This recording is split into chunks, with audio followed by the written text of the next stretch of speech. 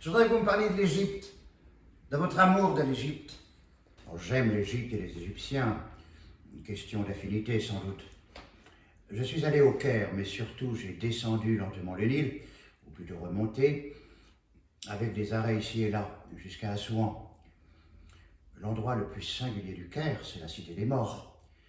Cette présence immense du cimetière, ville lui-même, vivante parmi les morts. Sa forêt de coupoles, ses ombres dans la brume du soleil à toute heure du jour, composent un paysage sans pareil. Cela me rappelle le livre de Philippe Ariès, L'homme devant la mort, et ce qu'il raconte de l'évolution des mœurs et du rapport mort et vivant. Je parle du Moyen-Âge en France. Les vivants, bien entendu, allaient prier sur les tombes. Ils y venaient souvent et on a fini par y entretenir une vie sociale. Ils bavardaient, commentaient, discutaient. Peut-être apportaient-ils leur petit banc. Au bout de quelque temps, tous les attributs de la vie sociale sont apparus là, à commencer par la présence de prostituées. Pendant que les femmes s'occupaient des tombes, les hommes allaient un peu plus loin. Comme c'est difficile de faire ces choses comme ça, en plein air, on a bâti des petites maisons.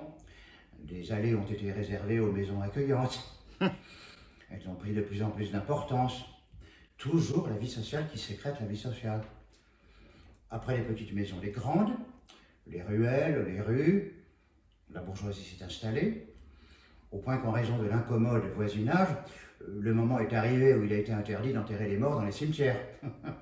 Il y a au Père-Lachaise une tombe inoubliable, celle du jeune journaliste Victor Noir, tué en 1870 par Pierre Bonaparte.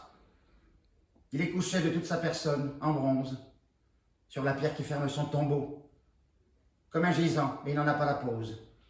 Il est en costume d'époque, c'est un réalisme accompli.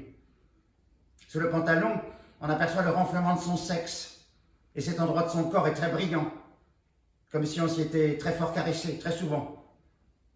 Et sur le haut de son corps, les traces de l'agrippement des mains des femmes, qui se sont donné du plaisir, sont également brillantes. Mais je n'ai rien vu de tel, je suis sans doute moins observateur que vous.